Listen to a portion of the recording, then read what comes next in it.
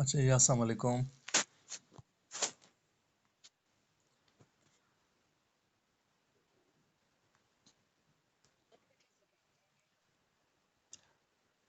जी, अस्सलाम वालेकुम। Welcome to you all in today's pharmaceutics class। उम्मीद है आप सब खैरियत से होंगे। अच्छा, सॉरी फॉर डिले, मेरी तबीयत ठीक नहीं थी कुछ दिन, तभी मैं क्लास नहीं ले सका। So we have only one participant yet. चलिए मैं स्टार्ट करता हूँ लेक्चर। तो टाइम टू टाइम जो है लोग हमें स्टूडेंट्स हमें ज्वाइन करते रहेंगे, और अगर किसी ने मिस भी किया तो रिकॉर्डिंग उनके पास मौजूद होगी, यूट्यूब चैनल पे भी रिकॉर्डिंग मौजूद होगी। So no worries. अच्छा, आज का जो लेक्चर है ये मिसलिनियस लेक्चर है। ये बिल्कुल ये लास्ट लेक्चर है आप लोगों के सिलेबस का, जो फार्मास्यूटिक्स का सिलेबस है आप लोगों का, तो वो हमने थॉरली कवर किया। और ये कुछ मिसलिनियस टॉपिक्स रहते थे जो कि अक्सर रिलेट करते हैं आपके सेकंड ईयर सिलेबस के साथ, लेकिन चलें पढ़ लेते हैं, आपके काम आएगी। आपको थोड़ा बहुत लर्निंग को कुछ मिलेगा इसमें। अच्छा, जो आज का टॉपिक है वो है फार्मास्यूटिकल कैलकुलेशंस। तो फार्मास्यूटिकल्स कैलकुलेशन क्या चीज़ है, इसमें जाहिर सी बात है जितने भी फार्मास्यूटिकल्स के या हिल से रिलेटेड कैलकुलेशंस हैं, जिसमें मुख्तलिफ़ किस्म के वेट आता है, मैस आता है। इसके अलावा जो अल्कोहल वगैरह के परसेंटेजेस निकालते हैं, आइसोटोनिक सॉल्यूशंस वगैरह, आप लोगों ने देखा होगा। वो कहते हैं ना 5.9% नॉर्मल सलाइन, इस तरह डेक्सट्रोज के परसेंटेजेस भी आते हैं एट्सेट्रा। तो ये सब जो है ये आते हैं फार्मास्यूटिकल्स कैलकुलेशन में। मुख्तलिफ़ किस्म के जो डोज कैलकुलेशन है उसके जो फार्मूलेस है वो तो खैर आप लोग के फार्माकोलॉजी से रिलेटेड है, लेकिन चलें इधर भी थोड़ा सा पढ़ लेते हैं। यूनिट्स कन्वर्जन जो है, तो ये सब चीज़ें आपको इस लेक्चर में सीखने को मिलेगी। अच्छा, to have a complete understanding of various type of calculations which are involved in dispensing, it is desirable that the pharmacist should have a thorough knowledge regarding weights and measure which are used in calculations। अच्छा, तो जब कोई dispensing करता है तो pharmacist हो या pharmacy assistant हो, तो दोनों के लिए रिक्वायर्ड है कि उन्हें ये कैलकुलेशंस वगैरह जो है ये चीज़ें आती होगी, क्योंकि उधर पर जो है मैथ्स वगैरह और जब रिक्वायरमेंट्स इंग्रेडिएंट्स पूरी करते हैं एक कंपाउंड को डिस्पेंस करने के लिए या कंपाउंडिंग करने के लिए, तो उसके लिए रिक्वायर्ड होती है। अच्छा, there are two type of system of weight and measure. तो जो वेट वगैरह या मेजरमेंट करते हैं तो दो किस्म के सिस्टम है, एक है इम्पीरियल सिस्टम और दूसरा है मेट्रिक सिस्टम। अच्छा, इम्पीरियल सिस्टम जो है ये एक बहुत ही पुराना सिस्टम है, जिसमें से दो सब सिस्टम से एक है एवर्डिपॉइस और दूसरा है एपोथेकेरी सिस्टम। तो ये है कि हर सिस्टम में अलग अलग यूनिट्स होते हैं, अलग अलग प्रिंसिपल्स इन्वॉल्व होते हैं इसमें कैलकुलेशन के। तो आइए थोड़ा सा पढ़ते हैं इसमें। अच्छा, जो एवर्टिपाइज सिस्टम है, in this system the pound is the standard unit for weighing and all measures of mass are derived from the imperial standard pound। अच्छा, आपने देखा होगा कि अक्सर जो है उसमें किलोग्राम लिखते हैं, वेट जब लिखते हैं, मैस लिखते हैं, और अक्सर जो है पाउंड लिखते हैं। तो जो पाउंड का सिस्टम है वो है एवर्टिपाइज सिस्टम, जो कि एक पुराने सिस्टम है, और इसमें जो स्टैंडर्ड है वो पाउंड ही है। अच्छा, जो दूसरा सिस्टम है एपोथेकेरी सिस्टम, इसको ट्रॉय सिस्टम भी कहा जाता है। तो जिस तरह हमने वर्डपाइस में कहा कि इसमें जो स्टैंडर्ड है वो है पाउंड, और ये जो एपोथेकेरी सिस्टम है इसमें स्टैंडर्ड जो है वो है ग्राम। तो इधर आप देख ले, मतलब आप कैसे जो दो सिस्टम्स है एपोथेकेरीज और एवर्डिपाइस, आप इसकी कैसे कन्वर्जन करते हैं। आप देख ले, 1 pound is equal to 16 ounce। 1 pound, 1 lb stands for pound, 1 pound is equal to 7,000 grains। अच्छा, 1 ounce is equal to this 220 grains is equal to 1 scrapple। ये मुख्तलिफ़ किस्म के यूनिट्स है जो कि इस्तेमाल होते हैं मुख्तलिफ सिस्टम से। तो यहाँ पर आप देख लें, एंड पे आप देख लें 12 ounces जो है, 12 ounce आप लोगों ने आमतौर पे नाम सुना होगा, तो ये इक्वल है 1 pound के।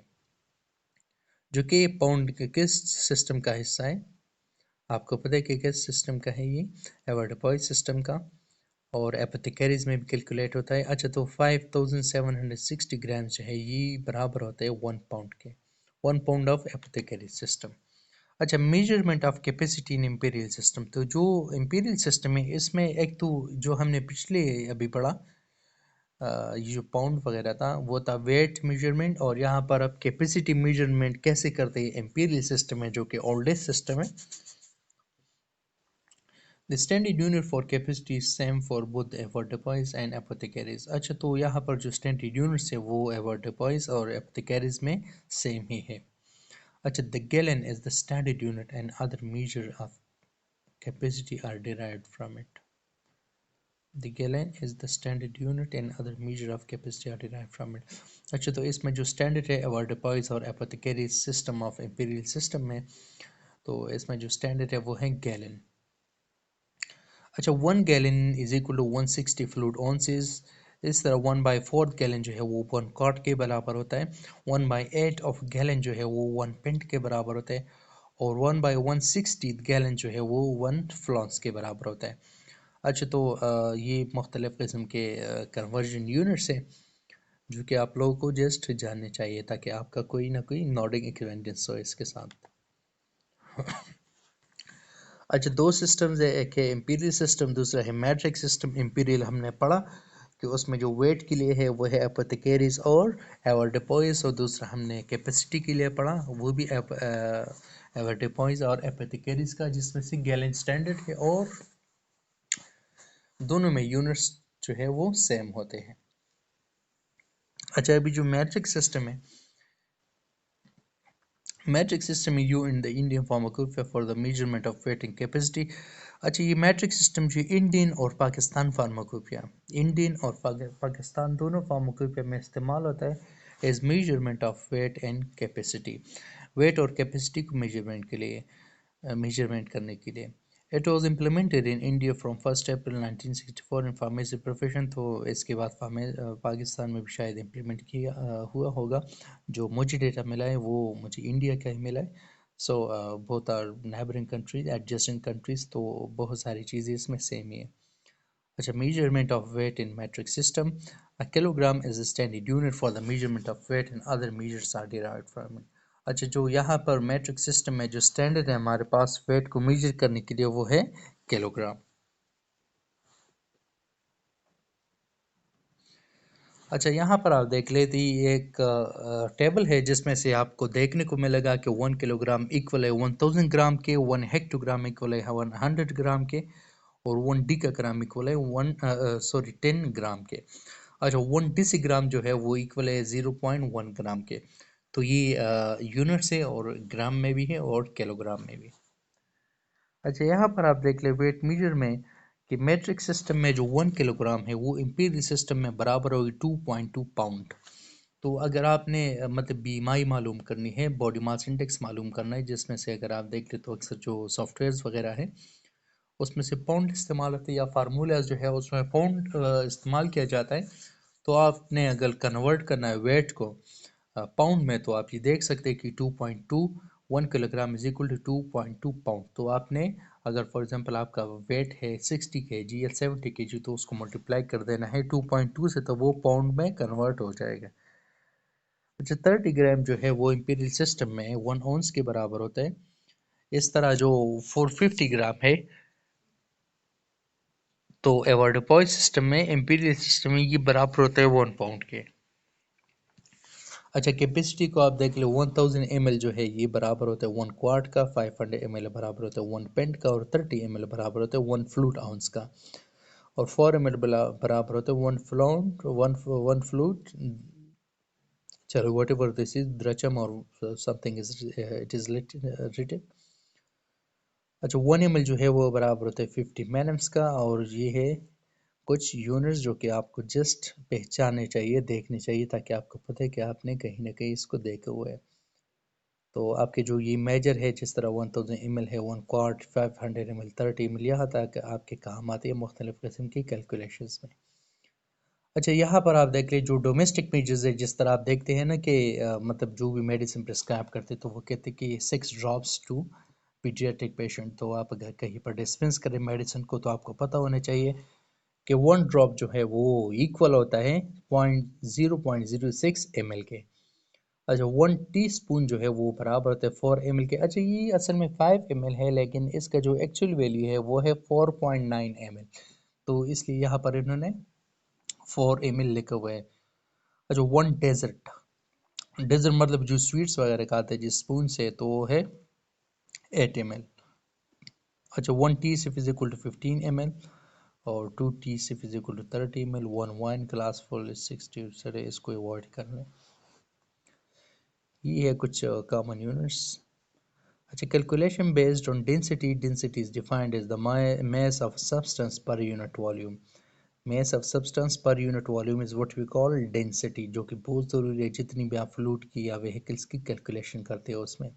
It is the units of mass over volume। अच्छा, specific gravity is defined as the ratio of the mass of a substance in air to that of an equal volume of water। अच्छा, जो substance है और इसका जो substance है वो air में अगर रखा जाए, तो एयर में अगर सस्पेंड किया जाए, उसका जो मैस है अगर उसको इक्वल किया जाए वॉल्यूम ऑफ वाटर के साथ, तो ये आ जाता है specific gravity. In the metric system both density and specific gravity are numerical equal. अच्छा, तो ये कहते हैं कि मैट्रिक सिस्टम में डेंसिटी और स्पेसिफिक ग्रेविटी जो है वो न्यूमेरिकली इक्वल होते हैं, नंबर वाइज वो इक्वल होते हैं। Weight is equal to volume multiply density. अच्छा, ये कुछ प्रॉब्लम प्रैक्टिस है, अगर किसी का इंटरेस्ट है इसको समझने के लिए तो वो ये प्रैक्टिस कर सकते हैं। जैसे कि आपको दिया गया है कि आपके पास 2 किलोग्राम का ग्लिसरीन है और इसकी डेंसिटी जो है वो है 1.25 ग्राम पर ml। तो इसका वेट टू 2 किलोग्राम है, लेकिन इसका वॉल्यूम आप कैलकुलेट करते हो। वॉल्यूम कैसे कैलकुलेट करते हो वो आपको पता है। जिस तरह हमने पिछले फार्मूला में क्या, weight is equal to density multiply volume, तो यहाँ पर वॉल्यूम आ गया वेट बाय डेंसिटी। तो वेट दिया गया है आपको वो है 2 किलोग्राम, डेंसिटी भी आपको दी गई है वो है 1.25 ग्राम। तो वेट को इधर इन्होंने कन्वर्ट किया हुआ है 2000 ग्राम में, और यहाँ पर जो डेंसिटी है वो एज सच आ गई 1.25 ग्राम पर ml। तो इसको जब सॉल्व करते हैं बर्ड मास के फार्मूला से, तो वो आ जाता है आपके पास 1600 ml। तो ये वॉल्यूम को कैलकुलेट करने का फार्मूला था। किसी का इंटरेस्ट है तो वो प्रैक्टिस कर सकते हैं इसको। अच्छा, दोबारा से आप देख लें कि आप वेट कैसे मालूम करेंगे। अगर आपके पास 200 अल्कोहल है, 200 ml अल्कोहल है और इसकी डेंसिटी है 0.816 ग्राम पर ml, तो इसका वेट कैलकुलेट करें। तो वेट का फार्मूला ऑलरेडी हमारे पास आया हुआ है कि weight is equal to volume multiply density. तो वॉल्यूम है 200 ml और डेंसिटी है 0.816 ग्राम पर ml। तो इसको मल्टीप्लाई करके आपके पास आ जाता है 163.2 gram weight of this 200 ml alcohol. अच्छा, अल्कोहलिक डाइल्यूशन आपने देखा होगा कि अक्सर लगा होता है कि यार 70% अल्कोहल, जिस तरह अभी हम सैनिटाइजर्स की बात करें प्रिपेयर कर रहे थे, तो उसमें से जो स्टैंडर्ड था वो था कि 75% अल्कोहल होना चाहिए। तो कैसे कैलकुलेट करते हैं 75%, 60%, 90% अल्कोहल को, आइए देखते हैं। अच्छा, calculate the amount of 95% alcohol required to prepare 400 ml of 45% alcohol. अच्छा, इसमें आपसे पूछा गया है कि अगर आपको 400 ml अल्कोहल तैयार करना है और उस अल्कोहल का स्ट्रेंथ होगा 45% अल्कोहल, आपने 400 ml जो है वो अल्कोहल आपने डाइल्यूट करना है, तो इस अल्कोहल का जो स्ट्रेंथ होगा वो होगा 45%। तो अभी आपने डाइल्यूट करना है इसको, तो आपके पास जो पेवर अल्कोहल है वो है 95%। जो पेवर अल्कोहल है आपके पास वो है 95% पेवर अल्कोहल। तो इसका अमाउंट कैलकुलेट करें कि कितना हमें पेवर अल्कोहल चाहिए। पेवर अल्कोहल 98% अल्कोहल हमें कितनी ml चाहिए ताकि हम 45% अल्कोहल को बना सकें। आइए इसको देखते हैं। तो वॉल्यूम आपको दिया गया है 400 ml, परसेंटेज भी दिए गए हैं 45, और परसेंटेज ऑफ अल्कोहल जो है जो जिसको हम इस्तेमाल कर रहे हैं, जो हमारे पास एक स्टैंडर्ड है वो है 95%। तो इसके लिए फार्मूला है volume of strong alcohol to be based. अच्छा, वॉल्यूम ऑफ स्ट्रॉन्ग अल्कोहल, तो जो 95% अल्कोहल है इसकी बात करें, वॉल्यूम ऑफ स्ट्रॉन्ग अल्कोहल, अच्छा, is equal to volume required multiply percentage required divide by percentage used.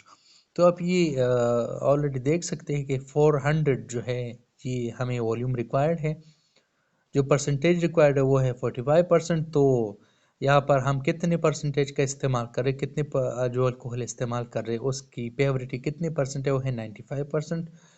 So here comes 95। इसको जब आप बेड मास से सॉल्व करते तो आपके पास आ जाता है 184.47 मिलीलीटर, 184.47 जो है ये आपके पास अमाउंट आ गया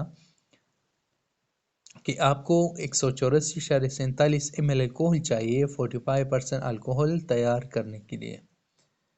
किसी का इंटरेस्ट है तो वो इसको बार बार सुने और इसको प्रैक्टिस करे, और भी एग्जांपल्स आपको भेज जाएंगे, उसको प्रैक्टिस करें तो आपका जो कंसेप्ट है वो क्लियर हो जाएगा। अच्छा, आइसोटोनिक सोल्यूशन, ये तो मेरे ख्याल में हमने ऑलरेडी पढ़ा भी है, लेकिन चलें हल्का सा टच दे देते हैं इधर। Isotonic solutions are which have the same osmotic pressure or equal solute concentration। देखिए, आइसोटोनिक सोल्यूशन वो सॉल्यूशंस होते हैं जो कि आप बॉडी को इन्फ्यूज करते हैं। तो आप बॉडी को जाहिर सी बात है कोई ऐसी इर्रेलेवेंट चीज़ तो इन्फ्यूज नहीं कर सकते। आप वो चीज़ इन्फ्यूज करेंगे जिसका ऑस्मोटिक प्रेशर इक्वल हो। इक्वल हो किसके साथ, आपके इंटरनल बॉडी के एनवायरनमेंट के साथ।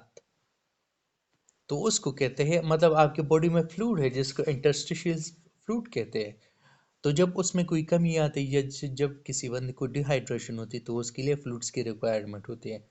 तो फ्लूइड वो होना चाहिए जो जिस फ्लूइड का एनवायरनमेंट या जिस फ्लूइड का जो कंटेंट है वो इक्वल हो, मुख्तलिफ चीज़ों में वो इक्वल हो आपके इंटरनल बॉडी की फ्लूइड के साथ। इसको कहते हैं आइसोटोनिक सोल्यूशन। अच्छा, 0.9% sodium chloride sodium solution is considered to passes the same osmotic pressure in it is standard solution which is isotonic with blood plasma। अच्छा, आपका जो ब्लड प्लाज्मा है उसका जो इन्वायरमेंट है वो बिल्कुल उस फ्लूइड का एनवायरनमेंट बिल्कुल इक्विलिब्रेट करता है, पैरेलल है या सेम है 2.9% सोडियम क्लोराइड, जिसको आम इस्तिलाह में आप लोग नॉर्मल सलाइन कहते हैं। तो नॉर्मल सलाइन का जो वो है, जो कंटेंट है, जो स्ट्रेंथ है वो इक्वल है आपके इंटरनल बॉडी के साथ या प्लाज्मा के साथ। अच्छा, any concentration above 0.9% is considered as hypotonic. अच्छा, तो जो आप देखते हैं मार्केट में एक अवेलेबल होते हैं 0.9%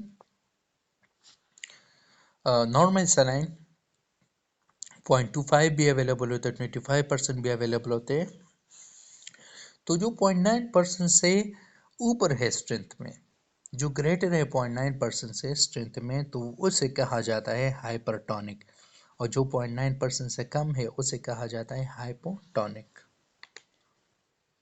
अच्छा, पोसोलॉजी थोड़ा सा पढ़ लेते हैं इसको, जिसमें इसमें मुख्तलिफ़ किस्म के फार्मूलेस वगैरह यूज़ होते हैं वो पढ़ लेते हैं।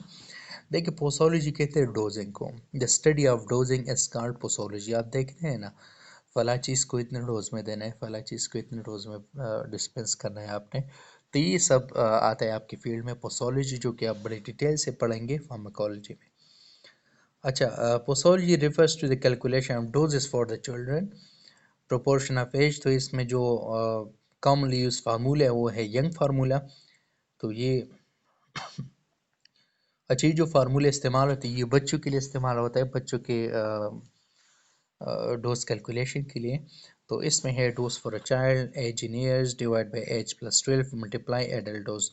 तो यहाँ पर आप लिख लें एज इन ईयर, मतलब फॉर एग्जांपल अगर बच्चा 7 साल का तो आप 7 लिख लें, नीचे भी 7 + 12 आ जाएगा, मल्टीप्लाई एडल्ट डोज, तो इसका आप एडल्ट डोज लिखेगा 500 मिलीग्राम है पर डे, 1000 मिलीग्राम है पर डे, या 100 मिलीग्राम है पर डे, तो आप इधर लिख लें जो एडल्ट डोज है, और इसको फिर बेड मास के फार्मूले से सॉल्व करें। The above formula is used for calculating the dose for children 12 years of age। 12 years के जो बच्चे या अप टू 12 ईयर्स से कम, तो उन बच्चों के लिए ये फार्मूला इस्तेमाल किया जाता है। अच्छा, एग्जांपल यहाँ पर है एज नियर, आप देख लें अगर 5 ईयर्स है और +12 प्लस और एडल्ट डोज जो है एक ड्रग है, जो भी ड्रग है उसका एडल्ट डोज है 400, तो इसको सॉल्व करके आपके पास आ जाए 17 मिलीग्राम अप्रॉक्सीमेटली। तो ये आपके पास एक डोज आ गया बच्चे का पर डे के हिसाब से। अच्छी डेलिंग फार्मूला है, इसको ज़्यादा इस्तेमाल नहीं करते। फ्राइड फार्मूले भी इस्तेमाल नहीं होता, कैंसिल रूल भी इस्तेमाल नहीं होता। असल में मैं आपको वो बता रहा हूँ जो कॉमनली यूज़ होते हैं, जिस तरह यंग फार्मूले था। अभी बॉडी वेट के हिसाब से होता है, लेकिन इसको इस्तेमाल नहीं करते। अच्छा, क्लार्क रूल जो है, हाँ इसका इस्तेमाल करते हैं। बॉडी वेट के हिसाब से जो डोज कैलकुलेशन होती है उसके लिए। तो इसका जो फार्मूला है वो है dose is equal to weight in pound divide by 150 multiply adult dose in milligram. अच्छा देखिए, वेट इन पाउंड मैंने आपको कहा हुआ था कि 1 kg is equal to 2.2 pound. तो इसमें यह है कि अगर आपने वेट को कन्वर्ट करना, वेट है 20 kg, और अगर आपने इसको पाउंड में कन्वर्ट कर तो आपने मल्टीप्लाई कर देनी 2.2 से, तो आपके पास आ जाएगा वेट इन किलोग्राम। तो इसको फिर डिवाइड करना 150 से, मल्टीप्लाई एडल्ट डोज, तो इसको बेड मास के फार्मूले से आपने सॉल्व करना है और आपके पास रिजल्ट आ जाएगा। आपके पास जो आ जाएगा वो है डोज फॉर द चिल्ड्रन और बेस्ड ऑन बॉडी वेट। तो ये एक प्रैक्टिस प्रॉब्लम है, यहाँ पर आप देख ली 21 पाउंड है body weight, 70 dose of a drug is 5 milligram per kg body weight, and how much of drug required for a boy of 12 years weighing 21 kg। अजी 21 kg आ गया, ये आपके पास जो वो वाला फार्मूला था पिछली स्लाइड में जो मैंने आपको बताया उसके हिसाब से। तो 5 मिलीग्राम पर बॉडी वेट ही एडल्ट डोज है इसका। तो आपके पास जो डोज आता है इसका वो है 1.5 मिलीग्राम पर डे। अच्छा, calculation based on body surface, ही बॉडी सरफेस का फार्मूला, लेकिन इसको भी इस्तेमाल नहीं करती ज़्यादा। अच्छा, टेम्परेचर मेजरमेंट जो है ये आप देख लें, मुख्तलिफ़ किस्म के जो टेम्परेचर मेजर होते हैं वो कैसे करते हैं, किन यूनिट्स के बेस पे करते हैं। तो इसमें आ जाता है आपके पास, आपको पता है कि बॉइलिंग पॉइंट क्या है वाटर का, वो है 100। लेकिन 100 जो है वो आपके पास सेंटीग्रेड में आता है, फ़ारेनहाइट में वो है 212 फ़ारेनहाइट। इस तरह आप देख के थर्मामीटर में, तो थर्मामीटर पे दो किस्म के यूनिट्स लेके होते हैं, एक होते हैं सेल्सियस में, सेंटीग्रेड में, दूसरा होते हैं फ़ारेनहाइट में। तो जो आप नॉर्मली देखते हैं कि फीवर जो है 98 है, 99 है, 100 है, तो वो असल में फ़ारेनहाइट की बात कर रहे हैं कि 100 फ़ारेनहाइट है, 98 99 फ़ारेनहाइट है। तो वही टेम्परेचर जो है फिर सेंटीग्रेड में कितना आता है वो हम देख लेते हैं। तो इसको अगर आपने फ़ारेनहाइट को सेंटीग्रेड में कन्वर्ट करें तो 98 का जो है वो मेरे ख्याल में इक्वल होता है 34 डिग्री सेंटीग्रेड का जो 98 टेम्परेचर है। तो उसको फिर अकॉर्डिंगली एडजस्ट करिए, या इस फार्मूले के मुताबिक करके 100 डिग्री सी जो है वो इक्वल होते हैं 212 फ़ारेनहाइट के। अच्छा, temperature is generally measured in pharmacy by using either Fahrenheit or centigrade. The relationship of centigrade and Fahrenheit degrees is। अच्छा, ये इसका फार्मूला है कि कैसे इसको कैलकुलेट करते, अगर आपने सेंटीग्रेड को फ़ारेनहाइट में जानना है या फ़ारेनहाइट को सेंटीग्रेड में, तो इसका ही फार्मूला दिया गया है। ये इसका कन्वर्जन प्रोसेस है, अगर किसी ने कन्वर्ट करना है, इंटरेस्ट है आप लोगों का, तो वो आप देख सकते हैं। अच्छा, ये था आप लोगों का lecture, last lecture, miscellaneous lecture. तो चंद एक टॉपिक थे, ये आपको पता होना चाहिए। तो इसके अलावा अगर किसी का कोई क्वेश्चन है, कोई कंसर्न है, अगर कोई टॉपिक रहते तो आप लोग मुझे ग्रुप में भी बता सकते हैं। So I will try to address each and every query of yours. चले, अपना ढेर सारा ख्याल रखिएगा। अल्लाह हाफिज़।